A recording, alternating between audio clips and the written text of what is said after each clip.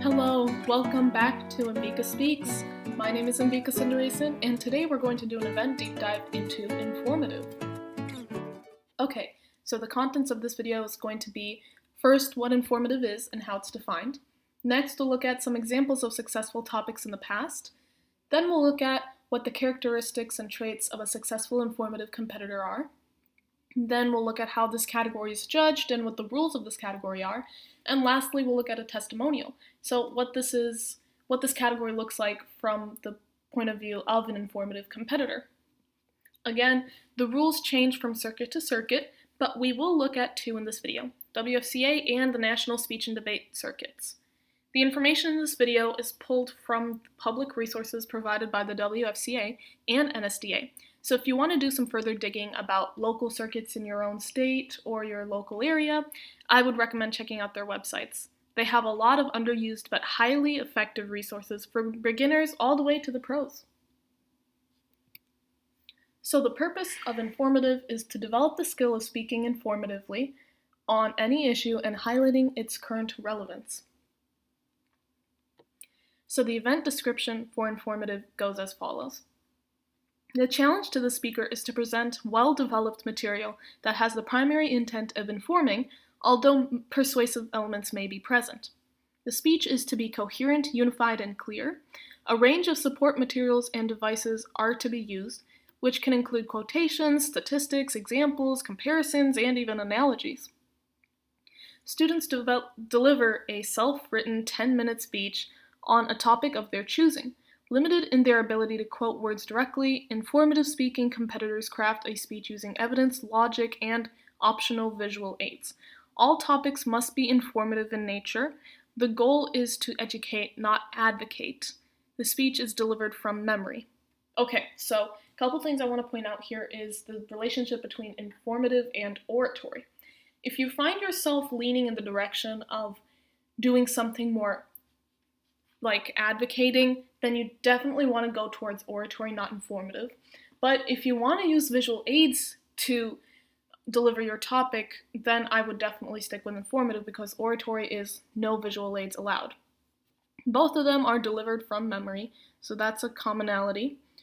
And one thing that I also wanted to point out here is that similarly to oratory, you should definitely, since this is a speech that you're writing for yourself, definitely choose a topic that is something meaningful to you, something you're very passionate about, because again, like I said for oratory, this is something that can make or break your speech. If you aren't passionate about your topic, it definitely shows in your speech. So choose something that you wouldn't mind doing hours of research on and writing and rewriting a speech for. Yeah, make sure you won't get tired of that topic and that you really do want to, yap about that for a long time. Okay, let's look at some examples of past and potential info topics. First, we have social security, body language, holographic technology, urban agriculture, new medicines and treatment plans, and gaslighting. I don't think I even have to point this out, but I'm sure you guys have noticed the varying degree, the different types of topics listed here, from all the way from gaslighting to urban agriculture. But that's kind of the point of informative. You can do your speech on anything and everything, literally the most obscure thing in the world, but as long as you're passionate about it and you write enough content about it and you deliver it well, you are golden. You could win. It's really all about if you want to do your piece on that topic, if you really care about that topic. Okay, now let's look at the traits of successful informative performers. First, we have logical, enthusiastic, curious, and well-spoken. So, logical in the sense that when you're composing your speech, you should be able to transition from the subtopics about your topic in a logical manner. So whether it be chronological or just something that just makes sense, make sure that it flows in a way. That's what logical means here. Next, we have enthusiastic. definitely be enthusiastic about your topic. If you are enthusiastic, you've honestly won half the battle. People who are enthusiastic and informative usually have the winning pieces because they had the passion to do enough research about it all the way in the depths of the internet to pull some of the best winning pieces of evidence that honestly win them the round. And that kind of ties in with being curious. You have to be curious about your topic in order to have the drive and the motivation to do all of the research about that topic. And lastly, being well-spoken. That's definitely a plus and something that was widely applicable to a lot of different events. Like oratory had well-spoken on it as well. So being well-spoken is kind of something that's a plus when you're writing your speech to make it more flowy, so logical as well. But then also when you perform your speech, it helps with delivery, which we'll get to later. Okay, now let's look at the criteria for evaluation, which is basically fancy words for the rubric that you will be graded upon. Okay, the extent to which the speaker demonstrates their commitment to the topic and engages the audience in understanding the topic. The extent to which the speech is well developed and organized, including a clear introduction, body, and conclusion with effective transitions. The information is accurate, documented, and cited correctly. The extent to which the speaker uses quality word choices and effective language skills throughout. The extent to which the speaker utilizes effective vocal techniques such as appropriate pitch, volume, and rate. Articulation and pronunciation are clear and correct. That's definitely the delivery of the piece aspect.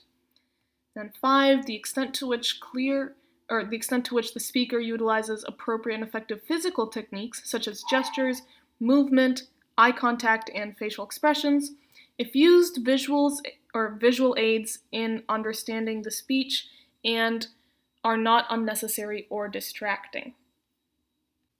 One point that I'd like to make here is that when it comes to visual aids, especially for categories like informative or even moments in history, you can be very creative with those. I mean, you don't have to do the typical trifold and poster, and there's nothing wrong with doing those. They work just as fine, but you can also be creative and bring in various other like objects. I've seen people bring in so many random things that if I didn't know some context about their topic would seem very, very odd and distracting, but it does help enhance their piece in a lot of different ways and unexpected ways, and that's where the creativity comes in. But again, it shouldn't be distracting or taking away from your piece as a whole.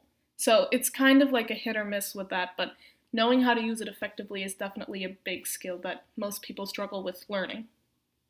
Okay, here are the rules of informative according to the WFCA. The speech must be the original work of the participant. Visual supporting materials may be used. Items of dress may be worn for illustration during the course of the presentation.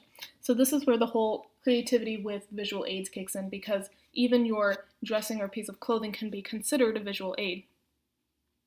Next, the use of notes is permitted but is subject to critique. Usually when it says that means it's best for you to not use any notes and to have your piece memorized. Maximum time limit is 10 minutes with an allowable 15-second grace period. There's no minimum time requirement, but any entry exceeding the grace period, so that 10 minutes and 15 seconds, may not be ranked first in the round. This is very serious because even if all entries in a round exceed the grace period, no first rank shall be given to that round. Nobody can get first in that round. So very much time yourself when it comes to practicing before the competition day. And I usually like to have a 1 minute 30-second grace period, and like taking an example for informative, if it's a 10-minute time limit, I would try to end my piece around 8 minutes 30 seconds. All right, now let's look at that testimonial. So this is from a former informative competitor. Informative helped me grow as both a writer and a performer. The event allowed me to explore a diverse range of topics that would have never worked in oratory. You'll learn how to discern the line between what is and what is not persuasive, and focus solely on educating and entertaining the audience. That is one of the biggest takeaways, I would say, when it comes to deciding between going into informative or going into oratory, is that informative is purely informational, like you can't really do any persuasive elements here, but oratory is that persuasive category. So here in informative, basically all you're going to do is educate and entertain. Alright, that concludes today's video. Thanks for watching. Be sure to look out for the next videos where I will be breaking down the Nationals' informative video speech and looking at the elements in that speech that really made or broke their piece. It's mostly going to be made since they made it to Nationals, and how you can use those elements in your own speeches, as well as another video going into how to write an informative speech by looking at research, structural components, organization, practicing, performance tips, and resources. Bye!